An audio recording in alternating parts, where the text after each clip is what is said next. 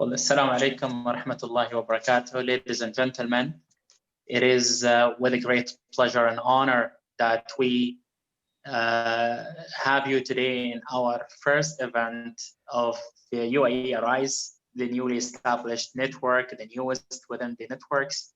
We just established last September, but we're glad and honored to have you today in CEO's Symposium for Business Resilience.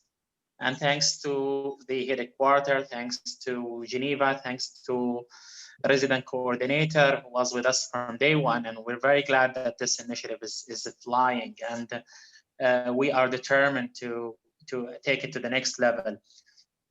In the last 20 years, there were about 7,348 major disaster events, claimed 1.2 million lives, affecting 4.2 billion people, resulting in $2.97 trillion of loss. So this is what is the impact of what we're talking about. It's social impact, it's economic, it's environment, it's everything. It's part of, if you want to achieve on SDGs, we need to be resilient. So we're very honored and pleased today to have with us Her Excellency Mami Mizotori, Special Representative of the UN Secretary General for Disaster Risk Reduction, who will actually kickstart today's workshop and talk. And we have also Her Excellency Dr. Dina Asaf, the resident coordinator, and our friends Sujit and Rania from the headquarters, plus my fellow board members. All of them are here today. So would like to start with you,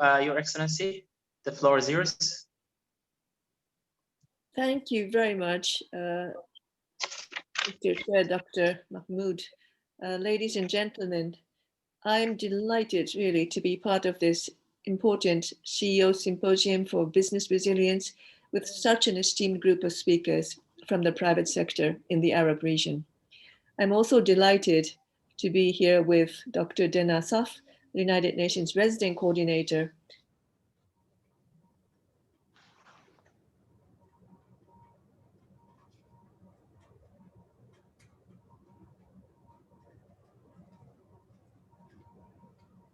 Sorry, Mami, you're muted.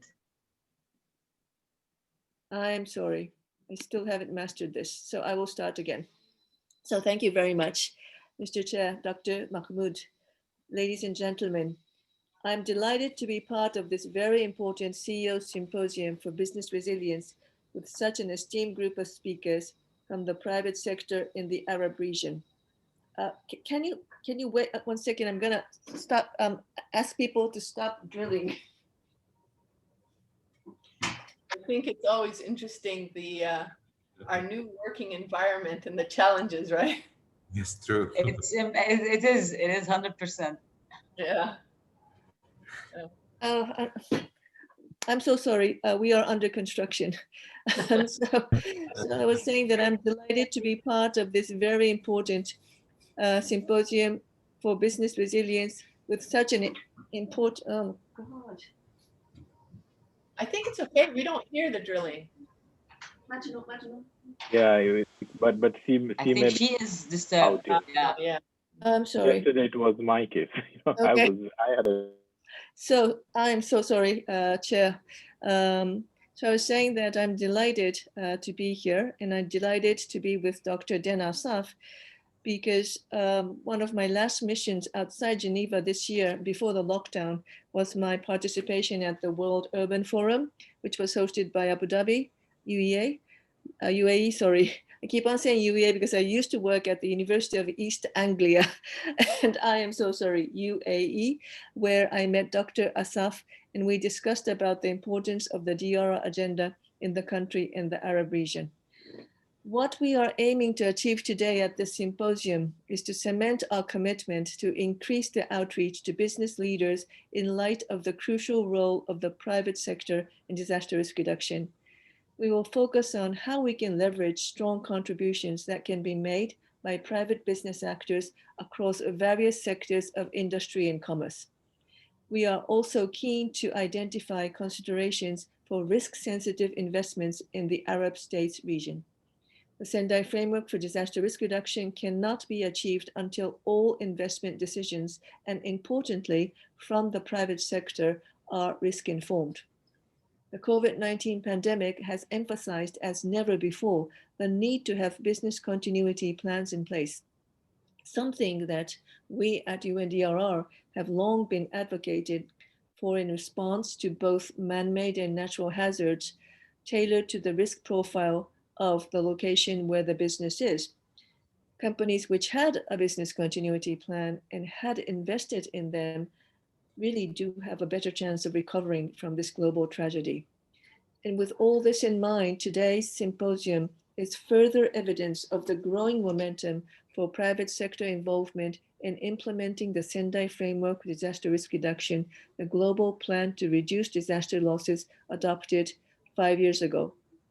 While the primary responsibility for reducing disaster risk and protecting the lives and properties of citizens rests with the governments, there is really no doubt that the private sector has a crucial part to play in building resilience to disasters, given the growth of their role and their presence in ever-expanding cities all over the world. Mr. Chair, you have mentioned about the economic losses, the human lives losses that have been reported. And that is a lot of investment and development gain gone to waste. And actually, it compares in comparison with the $21 trillion of economic losses that is now forecasted as a result of the pandemic. Even the numbers that you cited pales by comparison. COVID-19 is a disaster which is part of the Sendai framework, and it is a challenge that we are all facing. But against this grim economic background and also the challenges we face to recover from COVID-19, to be more resilient, more green, and more equitable, we are greatly encouraged by the efforts made by the business sector in the United Arab Emirates to establish the first national chapter of ARISE, the UNDRR Private Sector Alliance in the Arab region. This is really a landmark achievement. Today's symposium workshop is evidence that this initiative announced last month is gaining true momentum, and I am confident that it will mark the beginning of a trend across the whole Arab region and across the world, as Mr. Chairman, you have mentioned, to promote greater involvement of the private sector in the implementation of the Sendai framework and for building resilience. We had an annual general meeting of ARISE in July, and we have agreed on 4 global priorities.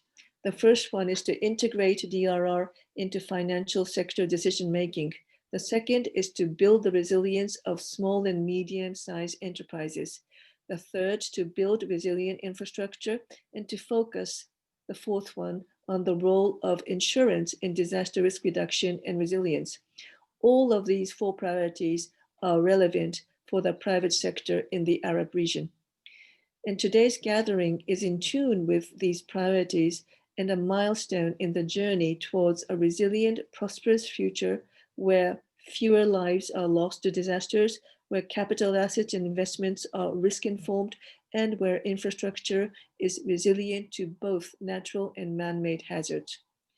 From my experience, although it's not a vast one, but I know that great business people understand what makes economic sense.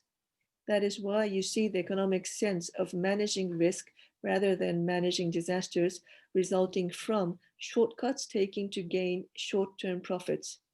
Great business people like yourselves understand the business case for disaster risk reduction and the cost-benefit ratios of avoiding future losses.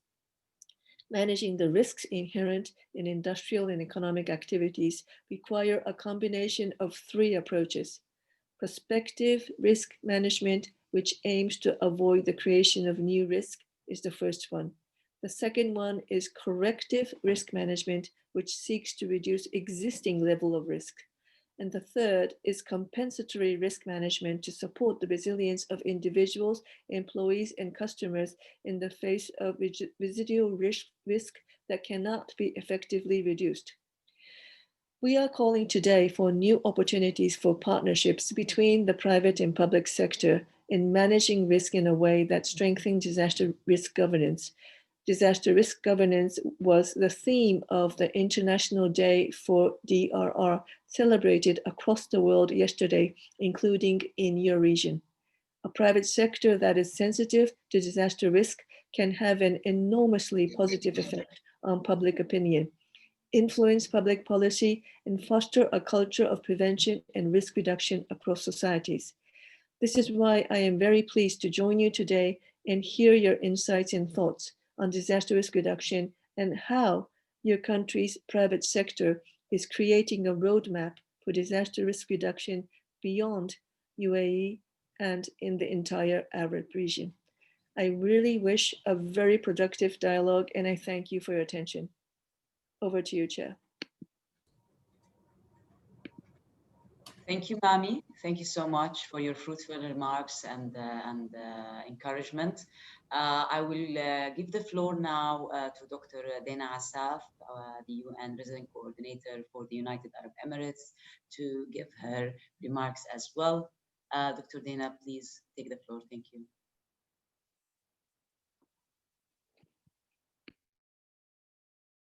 Dr. Dena, you are muted. The challenges of technology. Yes. So again, I get to repeat as well. Just to say thank you very much first to my UNDRR regional office colleagues for the invitation to join you today. This is really a great opportunity to not only be part of your discussions, but to listen and hear what challenges and ideas that the group will have in today's meeting. I also want to thank, of course, the participants for the Arise UAE, as clearly articulated by our UNDRR colleagues, the importance of this network to the Arab region.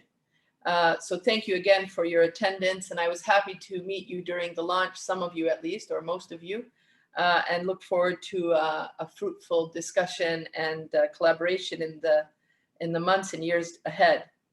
It's important for me to just stress a few points, and then I'll be handing it back to the chair to say that not only is it important to see that this initiative is, as we say, is hitting the ground running, and we're starting right away. It was just a few weeks ago that we had the launch.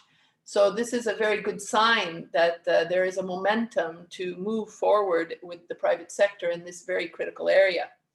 And we also acknowledged in our launch discussion the impact of threats, both man-made and natural, and how these have impacts on economies and societies and communities, and the importance that the important role that the business community can play in fostering risk reduction and propelling and supporting recovery efforts. And we all know that it is a holistic approach to achieving the Sustainable Development Goals or any initiative in a country. And the private sector is a key member of any solution that we have moving forward. So in this team effort, in also creating a resilient private sector, which we also have seen is really critical during this COVID situation we are in, it's really important to look at the societal context. And so I would also ask for our business community to ensure that as they are working within their companies and on their vision, that they include their colleagues that are working on this work, as well as sustainable development related sustainability issues within the company vision strategy, and not as a siloed unit or team dealing with things as a project. It should be integrated into the company's vision and the work of the company overall. And I think this is an important insight for us to consider. Additionally, some of you may be addressing horizon scanning or foresight methodologies for strategic planning. And this is also an important area to engage colleagues within your team that are dealing with sustainability or disaster risk reduction issues to be part of that work. Again, just re-stressing that the integration of the discussion that we're having now is not a separate issue, but something that is integrated within who and what we are and the corporate strategies that you will be developing to ensure the leadership of your companies and the advice that you give to others. In that regard, also just want to also say that as we move forward in addressing the different disasters, the risks that come with them, and how we will manage capital assets and investments in a risk-informed manner, it really becomes important to ensure that we have a resilient infrastructure to both natural and man-made hazards. And I look forward to seeing how we can ensure that the UAE and the private sector that's engaged here in the UAE is a leader amongst the private sector, not only impacting the work here in the Arab region, but setting an example for other private sector around the world. I think I had articulated in our launch, but I will re-say it here again, that here in the UAE, we have a unique circumstance that just is the happenstance of this country. The private sector here in the UAE is diverse, multinational, national, multinational. It is, I think, I can't say for sure, maybe you can tell me, because I didn't do an analysis of every country in the world, but to me, it seems that the configuration of the private sector here in the UAE is unique globally, if not amongst few in the world, where we have this diversity of experience and exposure and the types of companies that work here in the UAE. This provides us with a unique opportunity to not only inform the work that we do here in the Arab region, but as I said, even globally. So I think we can set some best practices, we can show the way forward and actually have a leadership role in some of this work. And I would encourage us, as we're looking at our activities, initiatives that we're doing, to have that mindset that goes beyond small activities here and there, but looking to see how can we actually have an impact on the bigger agenda and support the engagement of the private sector within the Sustainable Development Goals, as well as specifically in this area of work under UNDRR. So this is where I come as resident coordinator, and you'll hear me saying these kinds of things as we engage in the months ahead, because I'm looking to see how to foster that strength of the private sector here and how we can bring it in partnership with the UN in all facets of our work. And so I look to your support. The final remark is just a reminder or a piece of information for the group. As you know, or you may know, this year is the 75th anniversary of the United Nations. In fact, it's this month. Our anniversary is on the 24th of October. In the UAE, we're having a series of UN 75 dialogues around a variety of different issues that are important to the UAE. I'll make sure to have the program sent to our UNDRR colleagues so they can forward that to you, as I'm sure you might be interested in and would appreciate also disseminating it to your staff. This is open to the public in the UAE. And additionally, we also are soliciting inputs from across the world for a global conversation around the world we want, we say, or building back better now. And we have a very short survey that I want to just remind everyone we would like you to participate and also disseminate, and it's at un75.online. So just to say that as the 75th anniversary of the UN is this year, your participation with us becomes even that much more important. And thank you very much, Sujit and colleagues, and I'll pass it over. Thank you very much. Thank you so much, Dr. Dana. Highly appreciated. And thank you for the reflection on the corporate engagement for resilient business. I will give the floor now to Mr. Sujit, Chief of Ruwa's Office for UNDRR, to reflect on the business consideration for risk in investments. Please, Sujit, if you can take the floor. Thank you, Rania, and colleagues. Very good morning, good afternoon, really, Mami and Dr. Dana Asaf, you made a very great start of this meeting.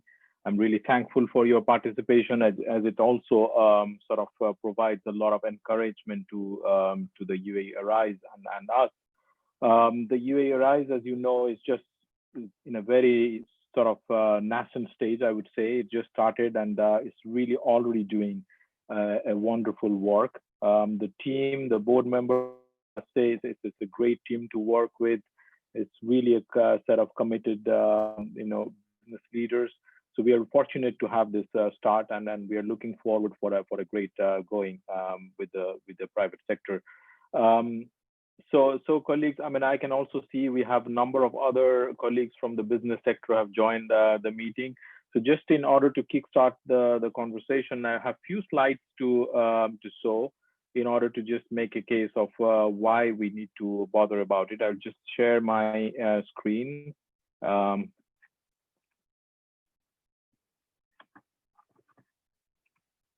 Okay, hope you can see this the screen now. I have a bad connection today. We can see the screen, Sujit. We can see it. Okay, great. So, yeah, perfect. Thank you. Is it better? Okay. Okay, perfect. So, essentially, I think already Mami and colleagues, Mahmoud, Dr. Mahmoud, they have already alluded to the fact of the increasing number of disasters and losses. I mean, this is a graphic which I borrowed from the report, which is Human Cost of Disaster, an overview of last 20 years, 2000 to 2020. A 20 years reflection published by UNDRR and the Center for Research on the Epidemiology of Disaster called CRED in Belgium on the International Day, which was yesterday. You can see, and which Dr. Mahmoud was already mentioning about the number, since in last 20 years, there was a significant number of major disasters recorded, 7,348 disasters, claiming 1.23 million lives, affecting over 4 billion people, and resulting in approximately 2.97 trillion in global economic losses. This figure also does not consider the losses from the pandemic as in this report, but as Mami was mentioning, it is projected to be a significant loss. And if you look at this graphic, this is a sharp increase over the previous 20 years. I mean, between 1980 and 1999, 4,212 disasters were linked to natural hazards worldwide, and claiming approximately 1.19 million lives and affecting 3.25 billion people. And the economic losses were 1.63 trillion in economic losses. Unfortunately, this is also an underestimate. There is a significant increase in number of disasters and escalating losses, but the numbers you see is also does not correspond to the whole picture. There are a lot of other losses which are not really captured. So in a way, the losses, the values of losses are significantly higher than this, and it is in an increasing order. So in terms of businesses, I mean, if businesses do not start making investment considerations and take into consideration hazards like whether it's earthquake, floods, or industrial accidents or other man-made hazards, they run actually risk in many different ways. It's just not the loss, which is the direct losses resulting from the loss of assets, but the risk is far beyond. If we look at some examples, such as the Beirut explosion set the country back almost $15 billion in losses, while the country is in the middle of economic crisis and the pandemic, and also facing other disasters such as the wildfires. So the cascading impact on one event can trigger the whole economy to collapse and leaves the whole community much more vulnerable to other shocks. Businesses also risk losing profits due to supply chain disruptions. In the wake of the pandemic, there were widespread supply chain disruptions are felt.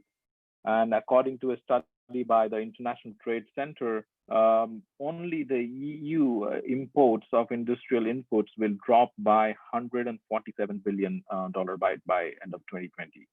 And similarly, other big countries like China and United States, where shutdowns are expected, it's expected that there will be a reduction of almost 41.9 billion for China and 38.2 billion for the United States in terms of industrial imports and inputs to industrial imports.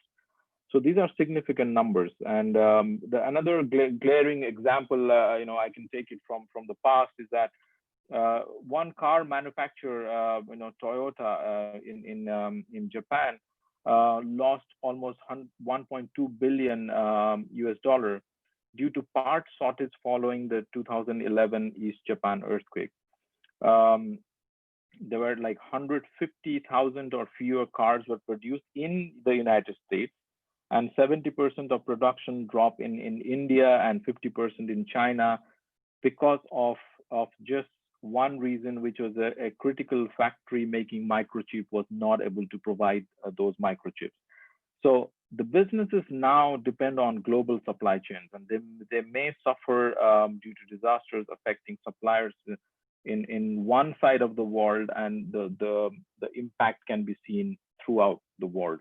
So it's really the disasters is no more location specific. This is not dependent on where it happened. The impact can be felt almost globally.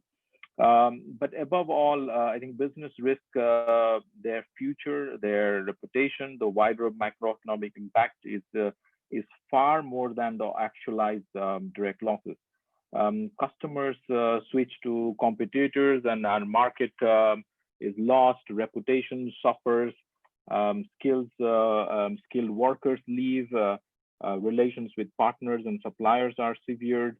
And this essentially results in far bigger impact, where sometimes businesses, those who are closed or with those who leave, they never come back. I mean, so it's really a significant impact, much beyond the direct losses.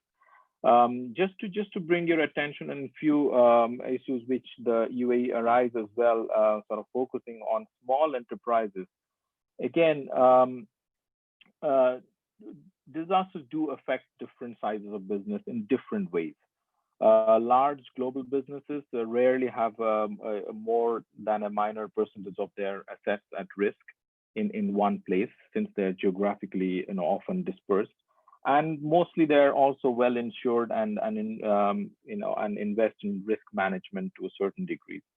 In contrast, if we look at the small, or we say micros and small medium enterprises, they may lose their assets in a disaster and are less likely to be well insured, and often have not put in place capacities to manage risk.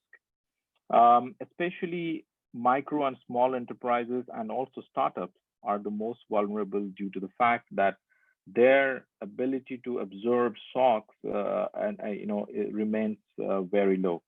Again, just focusing on this example, which is a study by the International Trade Center, the COVID-19 global disaster, it shows a gruesome picture for small and medium enterprises and startups.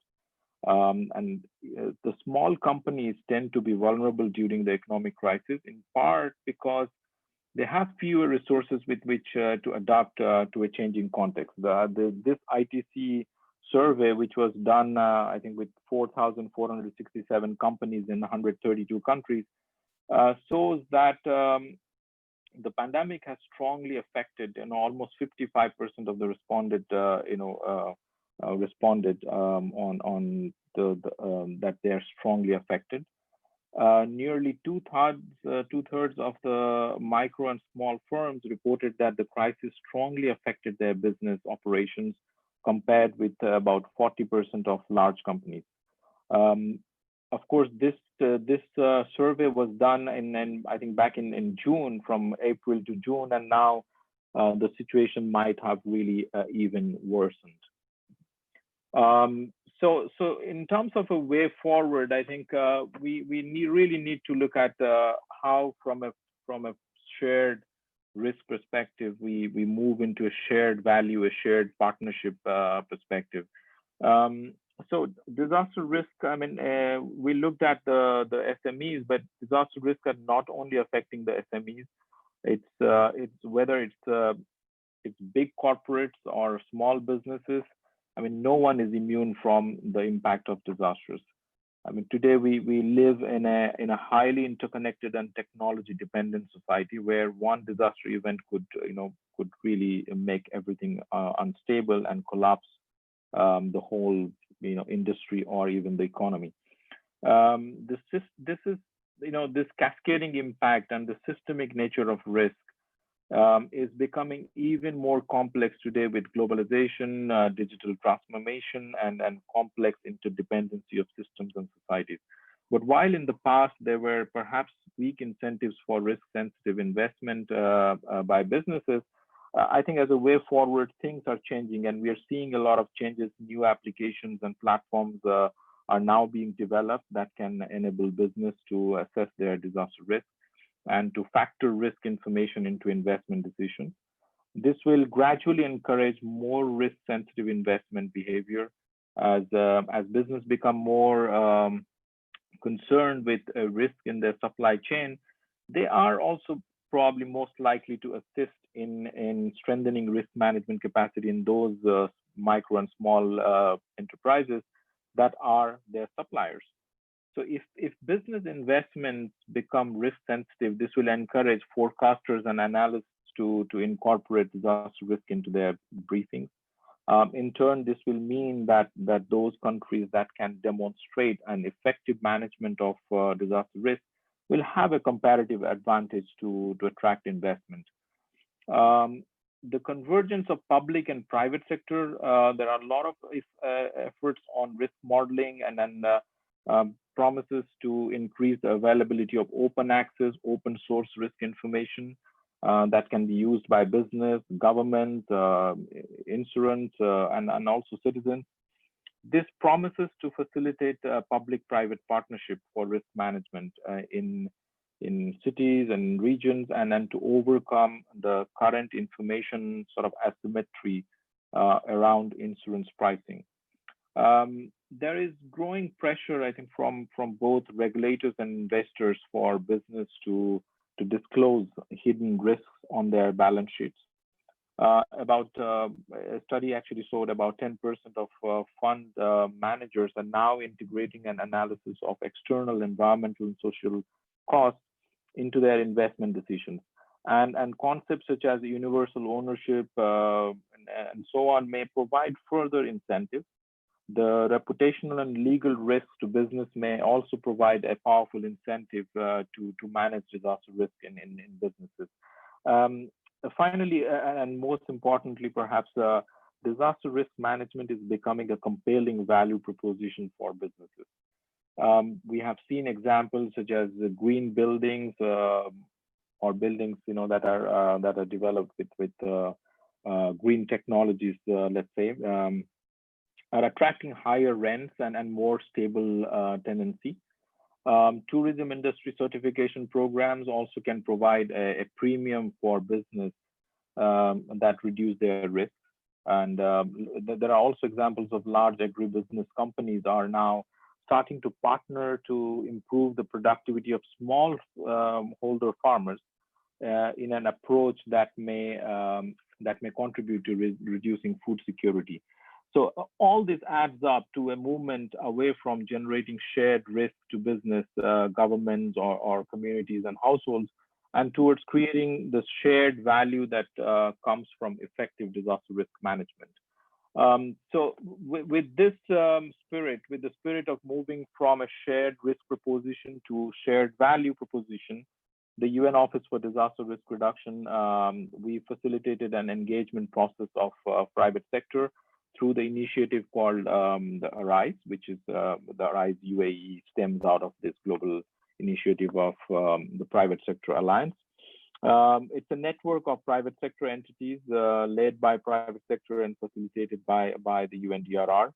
and with the mission to create risk-resilient societies by promoting and supporting the integration of disaster risk and disaster preparation into business management strategies and investment decisions. So ARISE also aims at unleashing the potential of private sector know-how, their innovation and convening powers in partnership with governments and other stakeholders to deliver a measurable change in business practices towards resilience. This certainly requires a joined up approach and effort by the private sector, taking along the public sector and of course the whole of society in a way. The UAE ARISE with this aim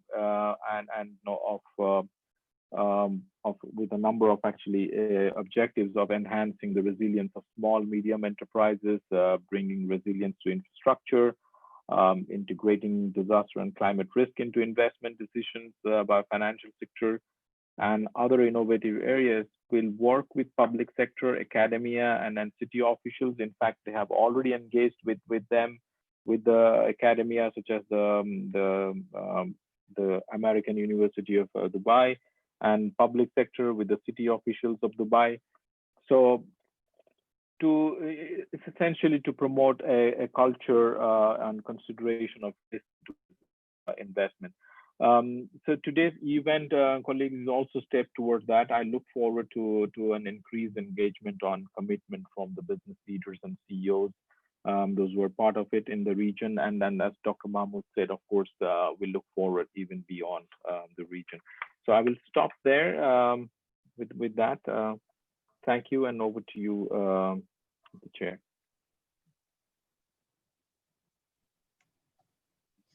Thank you, Sujit.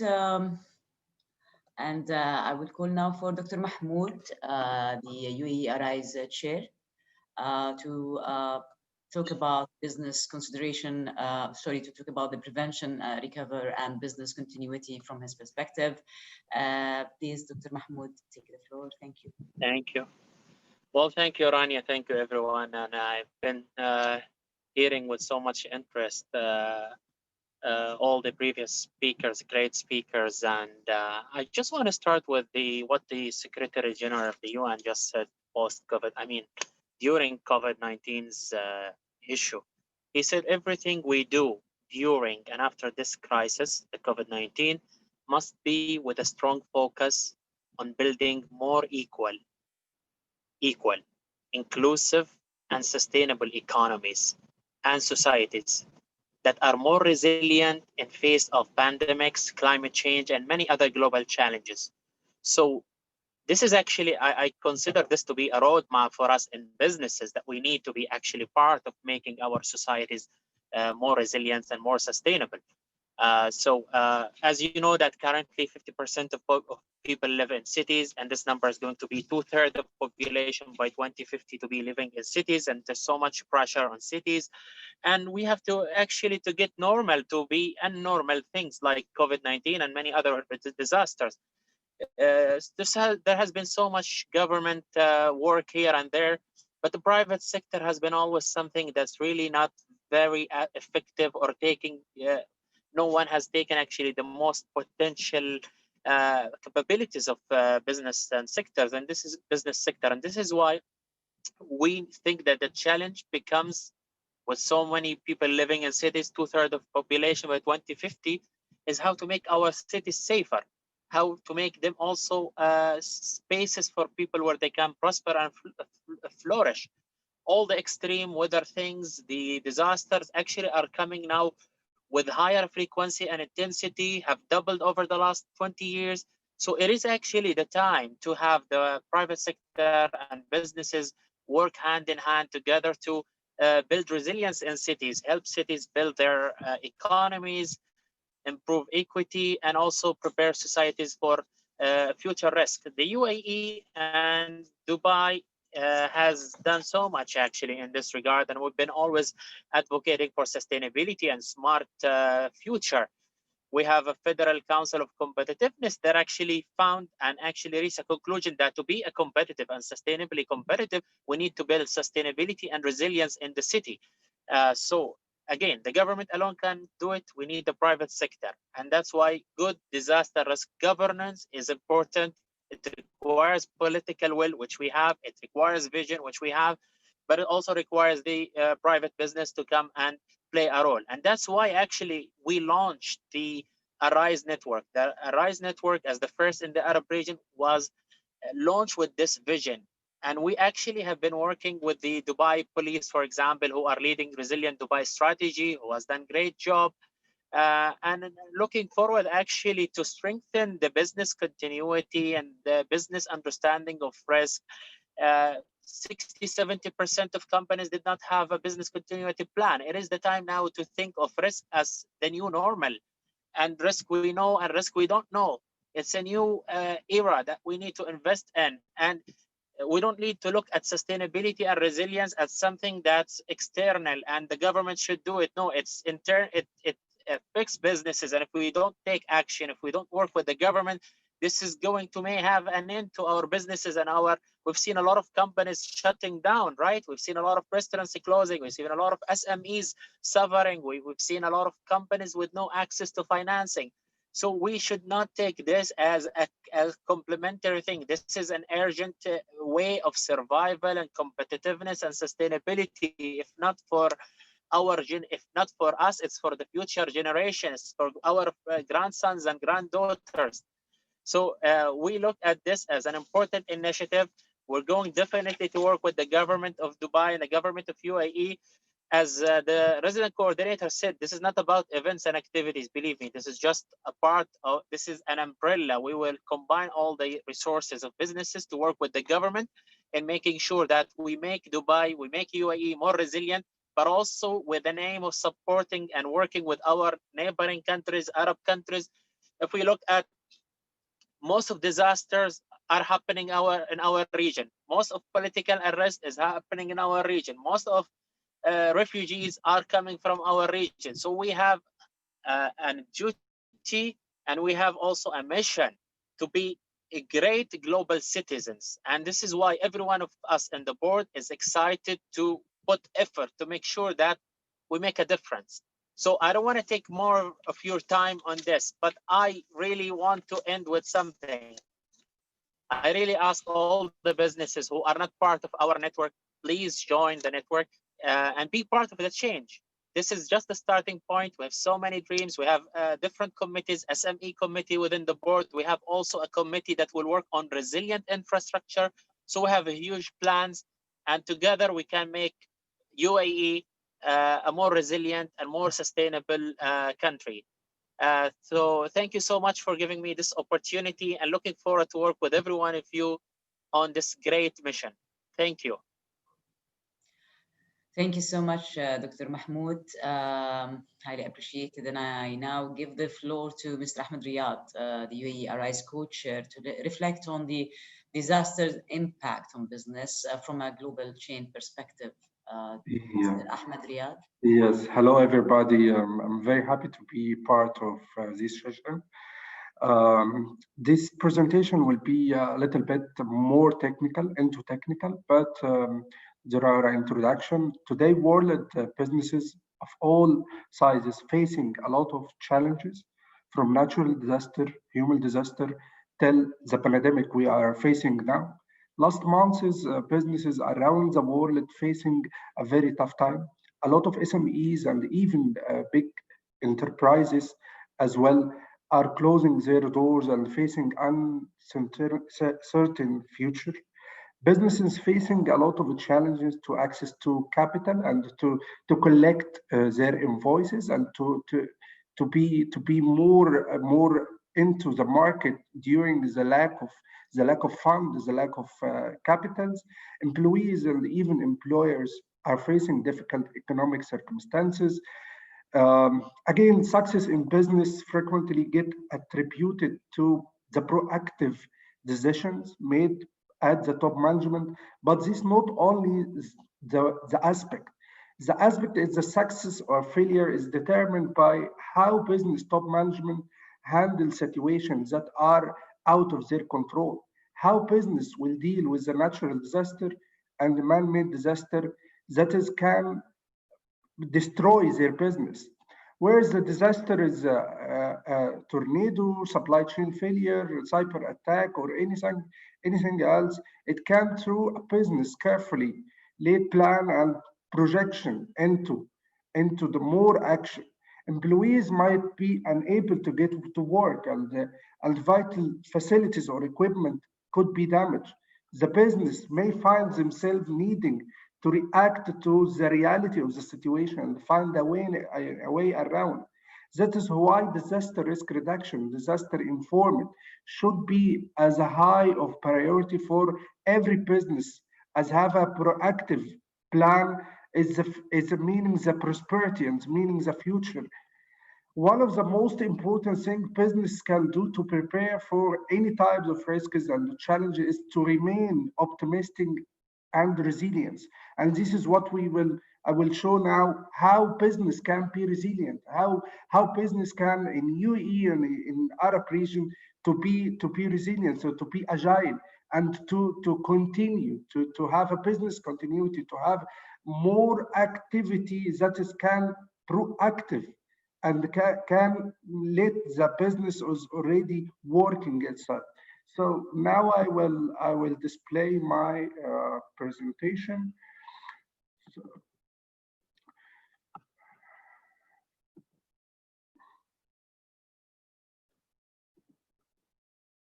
okay. So the business resilience as per business PSI 65,000 British standard, the ability of an organization to anticipate, prepare for, and respond and adapt incremental changes and sudden distribution in order to survive and prosper. This is the umbrella of is resilience. The umbrella of resilience. This is the current situation in any organization without resilience framework. This is the silos in entire the organization. Operational itself, continuity itself, information security, legal, hazards, cybersecurity, processes, technology, market, financial strategy.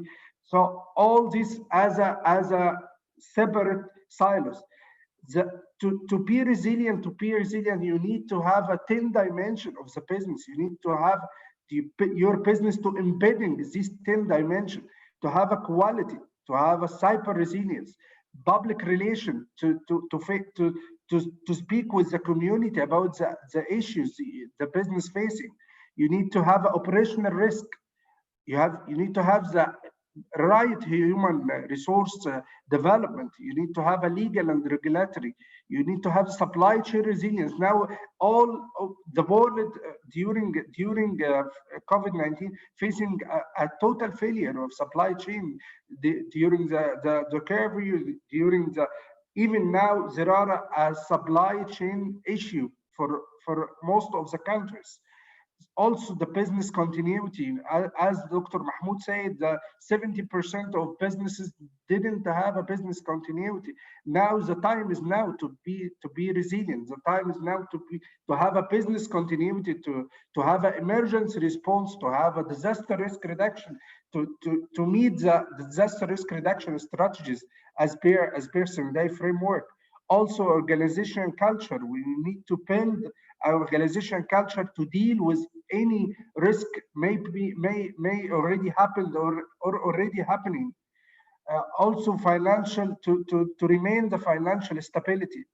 To do this, this is the umbrella of business resilience.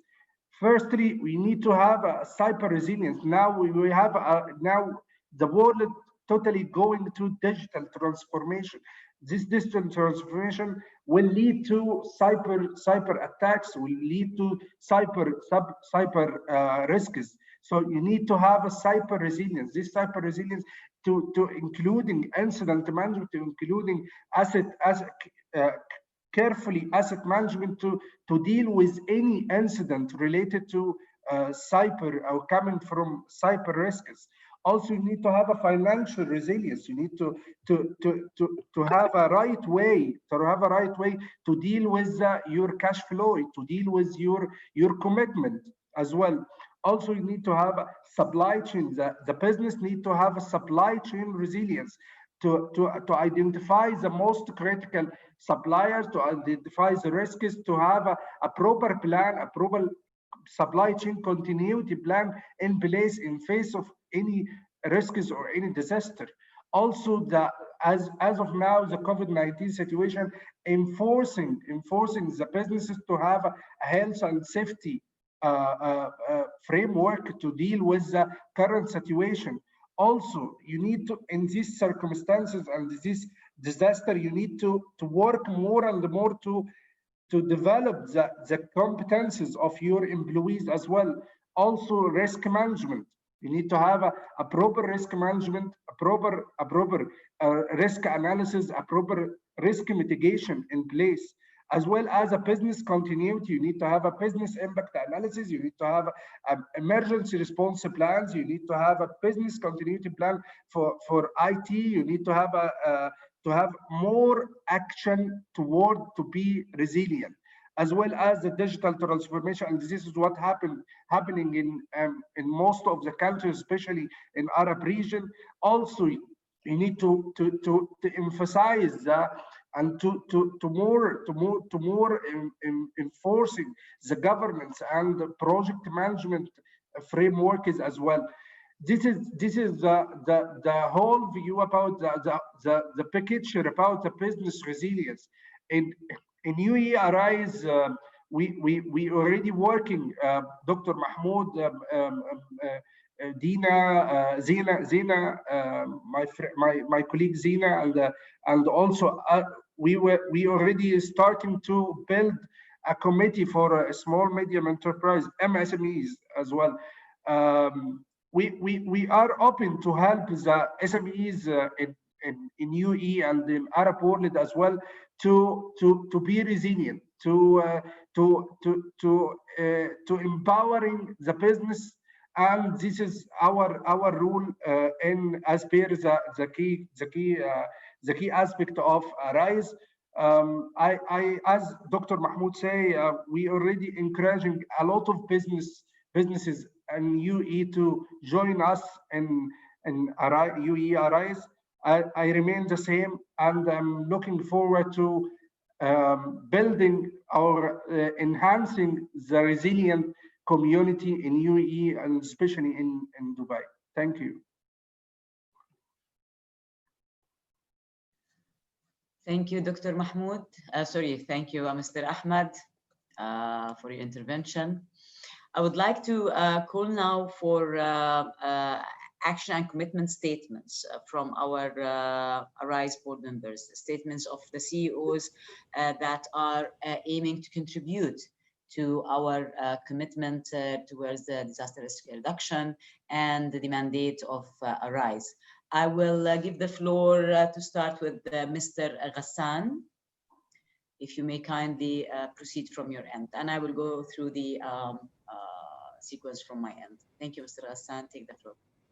Thank you so much. Thank you for the great dialogue. Your Excellencies, ladies and gentlemen, good afternoon from Dubai. And thanks for the opportunity as one representative of the private sector in alliance with Arise UAE led by UNDRR. Today, countries and societies across the globe face tremendous challenges in risk reduction due to rapid growth of population coupled by various social, economical, and racial challenges, challenging complex combinations actually.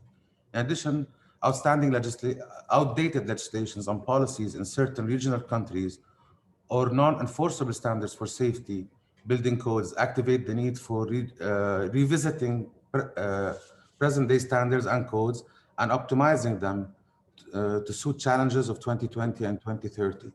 Furthermore, the lack of social awareness of the impact of climate change in various societies in the MENA region invite risks that can spark global entropy in any minute.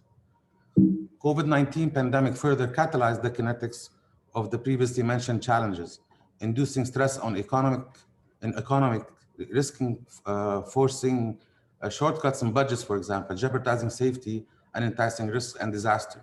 The need for innovative eco-environmental technologies in the fire safety sector for building and building codes and green building codes remain a challenge for the real estate sector locally, regionally, and internationally. Such integration of innovation would need to account for economic and environmental strain across the globe, generating a ripple effect felt in every suburb and every city. Private sectors and alliance with the local and governmental authorities need to coordinate in searching in our backyards, the landfills, and together engage in awareness of the importance of segregation of waste from the source, recycle and reuse, minimizing stress on natural resources, capturing greenhouse gases, efficient land use and land use change, thus decelerating climate change and its invited risks and disasters. These strategies would directly affect cleaner breathable air and cleaner drinkable water, which directly generate healthier societies. Furthermore, smart use of wood abundance from construction real estate from fast-growing cities, for example, would relieve forests under the LULUCF, which is the land use change forestry, not only providing oxygen, but also engage in water and recycle, providing water security for the future. The need of a horizontal private sector alliance contained under a vertical public-private sector partnership and governance in coalition with the NDRR resulted in ARISE UAE. We believe today, via ARISE, this alliance can generate a growing, resilient nucleus that is initiated in the UAE and optimistically can spread out to the GCC and then propagate into the MENA region. Benefiting from our strengths and tuning our weaknesses, we can generate a more resilient society by coordinating with health and safety authorities, civil defense, ministries, to review current standards and optimize them for a more resilient future. From ARISE UAE, we can aid in setting the minimum accepted standards for countries that lack these resources and these opportunities we have today in Dubai and UAE, such as fire codes, building codes, green building codes, supporting legislation and policy making for MENA region countries who would benefit from ARISE Alliance. The cross-sector partnership under ARISE UAE can network to invite awareness to major climate change threats and thus educate the public and the private sector in the UAE and the MENA region to reduce, to measure and reduce and offset the greenhouse gases emissions. This can be done only via generating economic interest to stakeholders engaged in carbon economy and initializing an emission trading system, for example, similar to what's present in Europe, the emission trading system in Europe, yet adjusted to resonate with cultural, resource abundance, economic interests, etc. Such efforts would align, once again from the UAE, active private sectors under the Sendai framework, which intersects with the Paris Agreement, with the UNFCCC, with the UNEPP, with REDD+, etc., targeting both the holistic SDGs and creating lower carbon footprints in operations resulting in Anthropocene rectification on climate change would definitely reduce climate change risks and disasters. Your Excellency, ladies and gentlemen, it's more safer and more economical to invest in preventive measures rather than in corrective urgencies.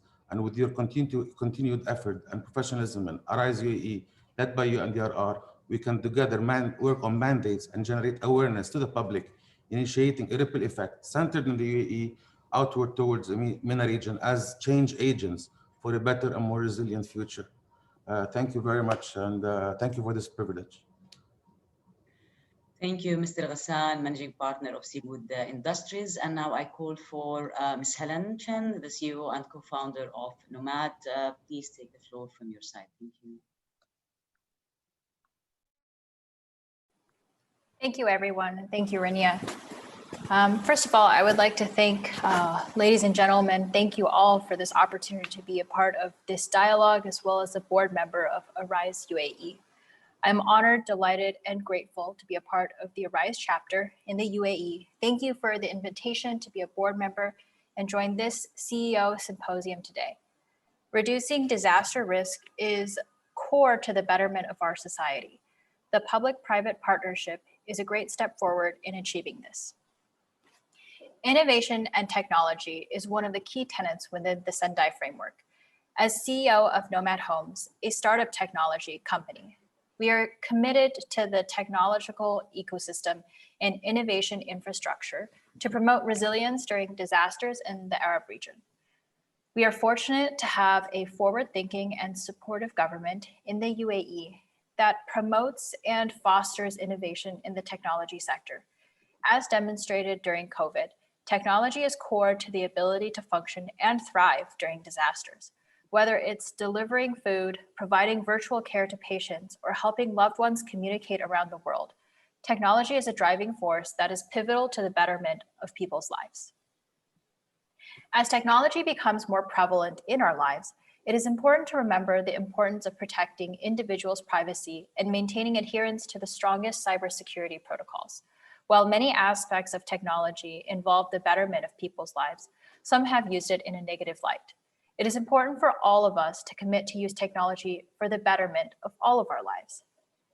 As Mr. Sujit mentioned, COVID and disasters have an outsized impact on small to medium enterprises and startups like ourselves. However, startups and SMEs are a driving force behind innovation and technology development, which is key to developing more disaster-resilient societies. It is ever more important that we continue to support the SMEs and the startups in the UAE and across the Arab states and around the world. We at Nomad Homes and myself personally are committed to promoting the technology, innovation, and startup ecosystem to promote further resilience in the face of disaster and to promote business resilience across the Arab states. With the partnership and support of UNDRR, ARISE, and the people on this call, I'm sure we will be able to do so. Thank you to everyone. Thank you, Helen. Thank you so much for your remarks. And I go now to Mr. Atif Rahman, Director and Partner of Danube. Kindly take the floor for your statement. Thank you so much. Hello, everyone. Good afternoon, good morning, and it's great to be on the panel. Thank you so much for having me and giving me the space to talk about my point of view on the matter. It's been a great session. Again, every time we've participated in UNDRR and UNARISE, it has given us more lead and more information and more encouragement to work towards risk resilience. And very interestingly, in my statement, I've collected some data, and I think it was interesting to see that the data was linking back to what Madam Mami had initially mentioned in her speech, and then Dr. Dina, and also Sujit and Dr. Mahmood. So I take lead from all of these conversations, and what exactly was mentioned by Madam Mami in her opening speech about the partnership, the importance of partnership, which I think is one of the key aspects that can lead to successful implementation of risk resilience within businesses. And starting from the data that has been collected, I found in my research that the biggest challenge is the unavailability of data. A proper data that will help us understand what is the quantum of risk that is being encountered by these disasters. And on top of it, when we look at the unaccounted data, the premature data that is available, it is alarmingly high. Amongst the natural disasters that include flood, earthquake, fire, it was very interesting to note that fire, which is the third highest natural disaster, has got the highest casualty in the region. While we are third highest in terms of number of incidents, we are number one in terms of casualties, and we are highest in terms of the displacement that it has caused. So we can understand the impact of disaster that is happening in the region. Moving forward from there, what I was trying to establish is the reason behind these disasters and the impact that it is causing. And I think one of the key factors which has led to these disasters and the impact of these disasters is the lack of awareness, which has also led to the lack of regulations in place, and hence there is absence of best practices and uniformity within the region. For the entire Arab region, I think if we were to create a role model and move forward from suggestion to action, I think we can develop resilience within the businesses. Going back to the disasters that we've been promoting very aggressively in terms of being recorded as one of the major disasters, fire accidents, just the impact of it, from displacement to the mental trauma to the long-term health impacts that it leads to, the economic impact, the kind of environmental impact it leaves behind is phenomenal.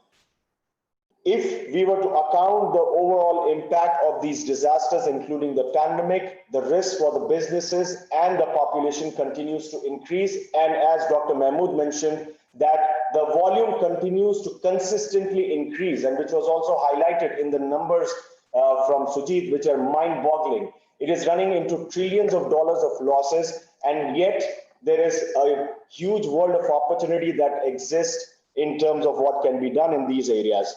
As a business, we continue to evolve, and thanks to UNDRR and UNRIs from my participation on this great forum, we started certain implementation within the businesses. First of all, by introducing awareness campaigns in all our buildings for the residents who are residing in these buildings, for them to help understand the impacts of these risks and the disasters.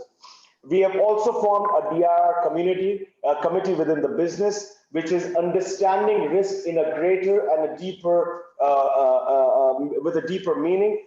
We have also started an R&D, which will be focused towards the fire accidents, the infrastructure, and the use of plastic, which continues to be one of the highest in the region. The Arab region continues to be 33% higher than the global standards. So we continue to implement as a business certain methods, certain initiatives within the business to understand these risks and create a role model. Going back to what I had mentioned, I think it is time for us to move forward from suggestion to action. And in doing that, I think we will need to have a role model. And I think for the Arab region, UAE will definitely be attractively positioned to become the role model for the rest of the region, to not only provide the data, but also the best practices. Concluding on my point, I think what Dr. Mahmood had also mentioned about the lack of public-private partnership and the lack of contribution from the private sector. I think the only way we can implement this is by creating awareness, creating regulations, and also coupling it with incentives and penalties, which will further enforce these initiatives of risk reduction within businesses. Thank you so much. And I hope we will be able to move forward from suggestion to action, form a committee, and create that audience within the public-private sector. Thank you, Mr. Atif, and inshallah we move forward with that. I give the floor now to Zeina Abu Shaban, the co-founder of Palestine, for her statement. Please proceed. Hello, ladies and gentlemen. It's such a pleasure being here, and thank you for the very informative and motivational words and presentations. We have so much to do, and we can do it together. So as a founder of Palestine, which was one of the first social businesses in the MENA region in 2009, Palestine had the power to tap into the fashion luxury market while serving the cause of refugee women empowerment. Within a short time, we were able to impact a good number of refugees, empower them with jobs, and create such a business model. Where for $1 invested in Palestine, $1.5 of social return was measured.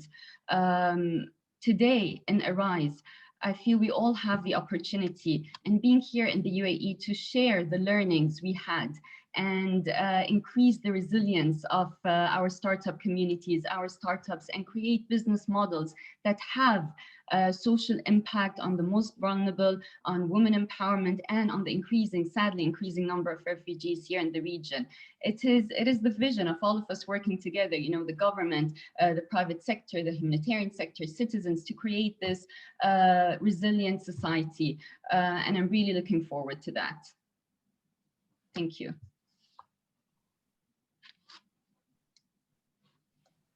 Thank you so much, Zeina.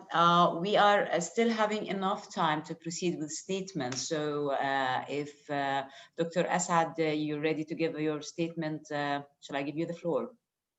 Yes, thank you, Rania. Your Excellency, ladies and gentlemen, It is a pleasure to be here, to be talking to all of you. As an educational institution, I think the American University in Dubai, I strongly believe actually, and other universities in the region should have an ethical and professional duty and responsibility to support initiatives such as ARISE. We at AUD, we are highly committed to the UNDRR and to the ARISE mandate.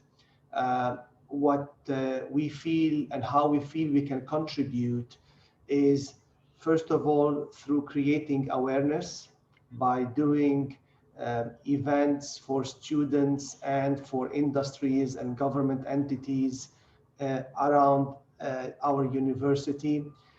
We have started, I personally have started working with my chairs to integrate in courses in the business school for the next semester, to integrate more components related to resilience, related to sustainability, risk management, disaster management. In addition to that, we are happy to announce that in January, we are going to open the Middle East City Center, which is going to be mainly a center that deals with resilience, sustainability, competitiveness, and it's a research center mainly that will be highly committed to ARISE, to the ARISE initiative, to provide you and industries and government in the region with data. I think we lack data in the region. So if we really want to move on with initiatives, with strategies, we need to be very well informed, as you know. And I think we have reached a point, a level, at least in Dubai and in the United Arab Emirates in general, and in the region, we have a good group of researchers right now, and we need to collaborate more with each other to create this data, what we call it as primary data, data that doesn't exist, so that we can use it in order to help us in our strategies. Thank you so much. Thank you so much, Dr. Asad, Dean, School of Business in the American University of Dubai. Dr. Raza Siddiqui, Arabian Group Healthcare Group, can I give you the floor now? Thank you very much, and it is a pleasure and honor to be on this wonderful platform. I would like to give an example, a live example of how resilient ecosystem and how a fruitful private-public partnership can make resilient business community. And this is first time in the history of the world that one healthcare disaster has practically shut down the economy. But also the healthcare system all over the world has suffered big time because of two reasons: the exposure of the frontline workers and their morals, and the business. I'm very happy to be part of this country's healthcare ecosystem, where we have seen that when the country was hit with unfortunate COVID, practically all the private healthcare institutions suffered big time. Because what happened is people stopped coming to hospital for elective work, and people who were coming with COVID. So all the hospitals were flooded with COVID, and they had big time economic shutdown, and hospitals lost revenue to a more than 30 to 40%. But because of the positive leadership of this country, public and private came together, and government, how effectively government came to the rescue of the entire ecosystem of healthcare. Over a period of time, quick period of time, 3 months, government practically took over the responsibility of making the treatment for the COVID patients, and made almost all the private sector hospitals COVID-free. This was done that they designated 4 or 5 hospitals for COVID treatment and took over 2-3 hospitals to make the COVID treatment. Rest of the hospitals were made free, and this really made the revival of healthcare system. So what I'm trying to say is that a very positive relationship between government and private sector can have such a resilient effect in coming back of an ecosystem of an industry. So I think this can be a role model for all other industries to revive and to work on a positive ecosystem and resilience of the business. Thank you, Dr. Raza. Thank you so much. Mr. Fadi Mulati, the CEO of, and I keep forgetting the name, Kazian Asset Management. Please take the floor. Thank you very much, and thank you for organizing this today. I'm really honored to be part of this panel and to first and foremost learn and hopefully in the coming few months and years also share our experiences. I just want to say that according to the Ministry of Economy in the UAE, the SMEs represent actually 86% of the private sector's workforce. So SMEs being representative of 86% of the private sector's workforce, and these are the breadwinners, so they represent also their own families. Yet SMEs are generally the least prepared to face disasters. And I just want to say that the UN Disaster Risk Recovery, the initiative of ARISE in the UAE chapter, has been launched to work with leaders from the public and the private sectors to become more prepared for disasters and to become more resilient, not just for the benefit of their own companies, but more importantly for the benefit of their employees and their employees' families as well. Together we can support each other to be more resilient for the greater good. I'm honored to be a board member of UNDRR ARISE UAE chapter, and I'm personally committed to promote disaster risk reductions and to promote the importance of resilience by proactively being prepared. We've already started a few discussions with Dr. Mahmoud Al-Burai, and I hope to share some more with fellow board members shortly. We've started discussions of launching an initiative within this initiatives called SME ARISE Thinkers. And the idea for the initiative is really to have leaders of SMEs in particular share their learnings, understand how prepared they are, measure where they are today, and try together to put realistic goals of how prepared they can be in the short term and in the long term, and working together with them through surveys, through seminars, through meetings, to monitor that progress and to see, to try and measure if the promoting resilience is actually working and hearing back from the industry. Again, thank you very much, and I'm really honored to be part of this panel and part of UNDRR ARISE, and I hope to learn from everyone and contribute positively in the near future. Thank you. Thank you, Mr. Fadi. I'll call Mr. James Matthew, the CEO and Managing Partner of UHY James Chartered Accounts. Take the floor. Thank you. Ladies and gentlemen, good afternoon. First of all, thank you so much for the invitation, and thank you for all the insights our previous presenters have provided too. It's a great initiative the UAE has taken, and UAE today has become a role model, not just here, it's around this region.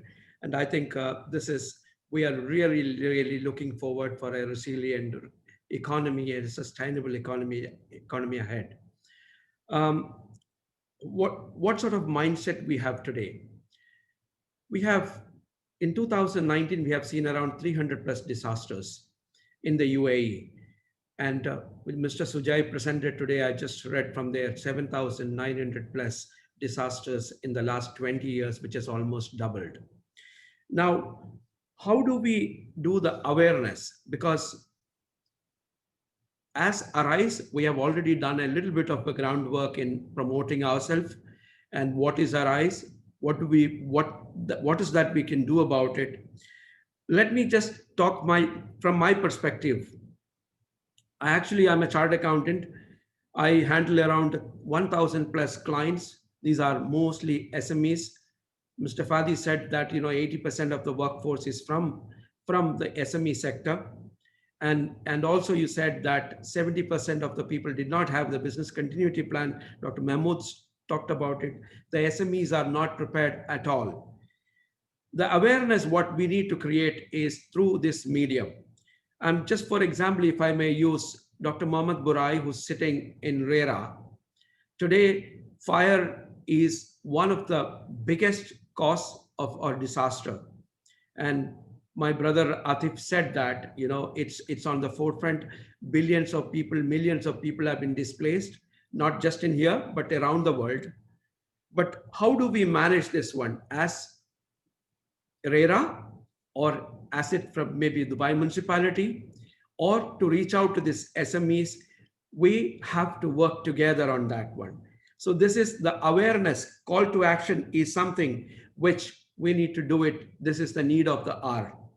And my commitment from UHY would be that we will educate our own clients and SMEs, which I said, which is around more than 1,000 plus companies. That would be our initiative. And you look at the number of road accidents, which is the number one reason for accidents here, is the road accidents here. And how do we work with the insurance companies? There are a lot more things to be done. So I think, again, once again, to say about the call to action is a awareness that we have to make at this point in time. With this, once again, I would like to thank you all for the opportunity given to me. Thank you. Thank you, Mr. James. Before we proceed to the closing remarks presented by Dr. Tariq Nizami, the UAE Arise Vice Chair, I wanted to check with Mami, Dana, and as well all the speakers and participants if you want to have any points, questions discussed with the board members before we proceed to the final remarks. Rania, may I? Please go ahead. Thank you very much for this opportunity. I must say, I'm really inspired, really. This has been an extraordinary moment for me to really understand the breadth, the width, the depth of what we are starting, what you and we together are starting right now in UAE. Dr. Dana Saf said in her statement that she asked you to look at the societal context, and actually listening to the chair, Dr. Mahmood, and also all the commitments made by the members, I feel that it is already there in your commitments and your determination that you are not of course, only thinking about your company or sector, not even the whole business sector of your country, but really thinking about how you can move this agenda of DRR forward in the whole societal context. I've heard many encouraging words. As the chair, Dr. Mahmood, said, public-private partnership is really important. And again, I heard many of you mentioning that. And talking about partnership, you may know that at the end of this month, we are going to launch the Making City Resilient 2030, which is about enhancing local resilience. Now, just this week, I signed a certificate for Dubai to become a role model city in the current campaign, which is about raising awareness. And the next one, starting next January, is about not only awareness as much as it's important, but also implementation. And I can say that Dubai, but the whole of UAE, its local authorities can be a really important part of this new initiative, 10-year initiative until 2030, because the private sector, you are already with the local authorities, and of course the vertical connection, the national authorities. So that is one thing I wanted to mention. And also it's so inspiring and encouraging to hear that vulnerability is already, leaving no one behind is also in your plan.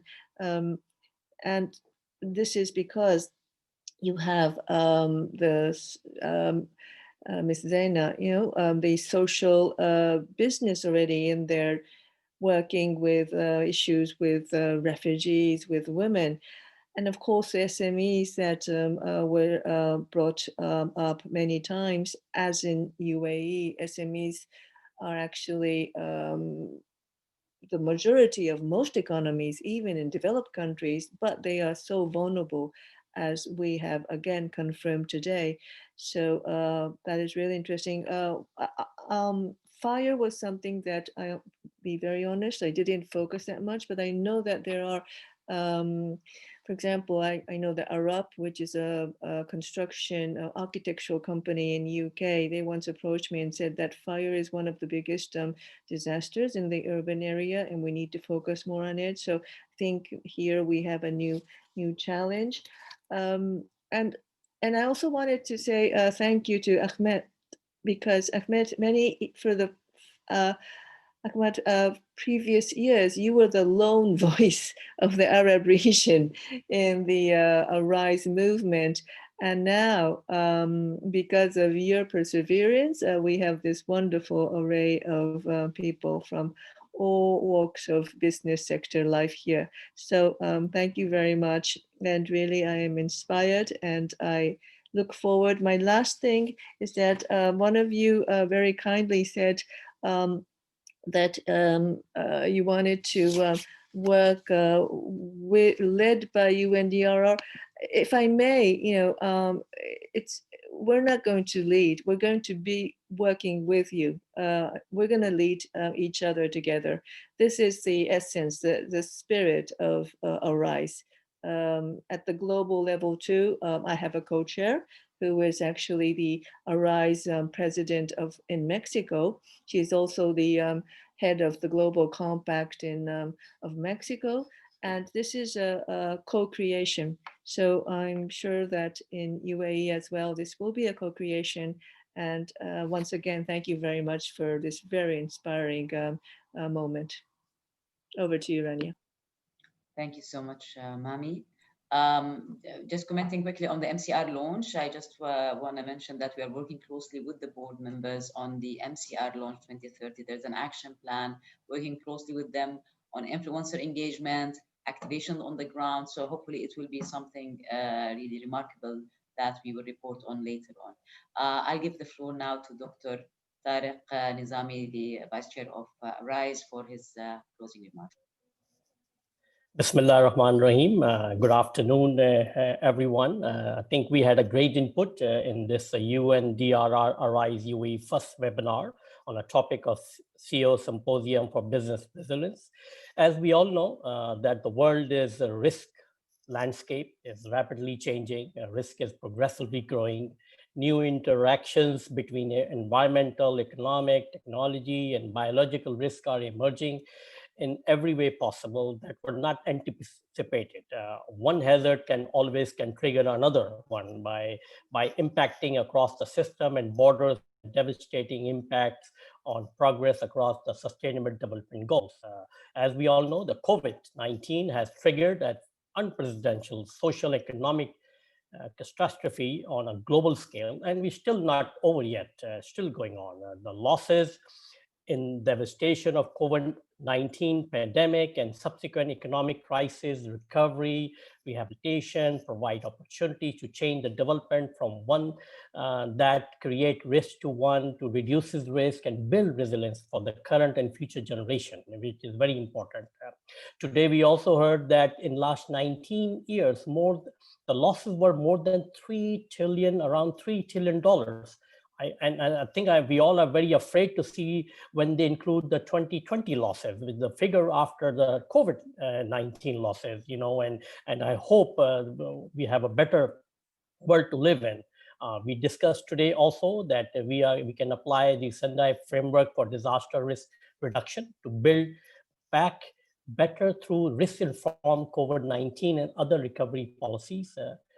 Businesses themselves face several threats from both man-made and natural hazards, which can significantly affect business operations, disrupt local, national, and global supply chains, and of course, put our lives in line.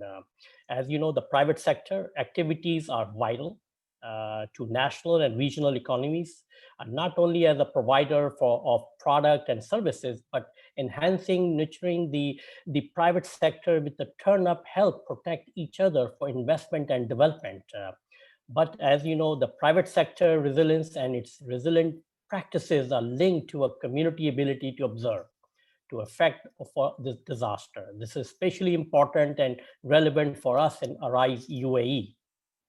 We also that the business ecosystem, especially MSMEs, micro, small, medium enterprises, are quite critical as it including the startup businesses who do not often have the capacity to oppose to the bigger corporation who can cope this crisis. We have seen in our experience in several regions that after a disaster, the small enterprises often do not come back as they like to. Arise UAE network is a new, but we bring out the solutions for micro, small, medium enterprises with strong engagement. Arise UAE will give guidance to the private sector, moves the focus from managing disasters events, their impact to the managing disaster risk by reducing existing risk, preventing the creation of a new risk. I think in today's also in event, we had business leaders and CEOs call about different action and commitments in line for Arise commitments of awareness, raising the respect to the disaster risk, the mobilization of a private sector, exercising influence in respected of expertise, share knowledge, which is very important, experience in good practices among the private sector, be a catalyst to generate innovation and collaboration in developing risk-informed business strategies, implement projects and activities to achieve the target of Sendai framework. In Arise UAE, under the UNDRR Regional Office for Arab States, this symposium aims was at increasing the outreach to the private business leaders, highlighting the role of a private sector in disaster risk reduction, with a focus on strong contribution that can make private business across the sectors. In today's webinar, we also identified consideration for the risk-sensitive investments in UAE and in the Arab states in the region, highlighting the need, the positive role of business continuity plans and impact on the local economies of every country in the region. Also in the webinar, we highlighted the CEOs from disciplines business sector to create a much needed awareness and commitment of action through the CEOs network that in UAE and in the region.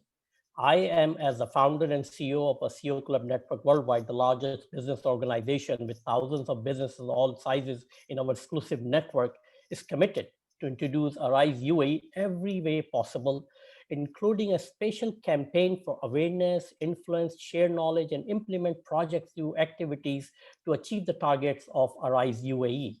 We, as Arise UAE, with a strong board members from all sectors and industries, are committed to play a key role in this UNDRR all initiative, current and future, and do our best possible way to get the awareness into the private sector. And now I'd like to thank all the speakers that who have contributed to this webinar success. Her Excellency Mami Mistori, the UN Secretary General Special Representative for Disaster Risk Reduction. Her Excellency Dina Asif, the United Nations Resident Coordinator for United Arab Emirates. Mr. Sujit Mohanty, the Chief of Office of Regional Office of Arab States of the United Nations for Disaster Risk Reduction Office for Arab States. I must say at this time that we as Arise UAE have the great support from him and his whole office team, and we need full the guidance to move on at this stage. I'd like to thank our Arise UAE chair, Dr. Mahmoud Barai, for his valuable input and guidance and support and leadership. And also Mr. Ahmed Riaz, the Arise UAE co-chair, for his input and his technical and everybody input is very important. And most of all our board members that who have contributed every time we met in last 30 days, I think few times, but everybody is so excited and energetic and giving a lot of input, which is very valuable to make our strength and roots very strong at this stage to move forward in a long journey but with a very valuable and supportive journey from all the board members, and definitely the support for the UNDRR office from Geneva and the regional office, and all the CEOs. Again, I also want to thank that who made the commitment of statement today. And everything with their valuable input. Plus, at this time, I also want to thank Ms. Rania Hamad for great conducting and supporting us, everywhere possible to make this webinar and day-to-day operation, the guidance and everything else. I hope we all taking something from today's webinar to sustain business, to reduce risk, for better world for all of us. As we know that there is no planet B. There is no planet B. This is where we are. Live and now is the only place that we can make it better place for all of us to live. And individually, the only way we can make this world that we individually play a very responsible role in our own capacity. I'd like to thank all the participants for their valuable input and everything, and also who have attended this participant for thank you for their valuable time and everything else. And in last, I just want to say that be safe wherever you are and always be healthy, happy. Take care and thank you very much for today.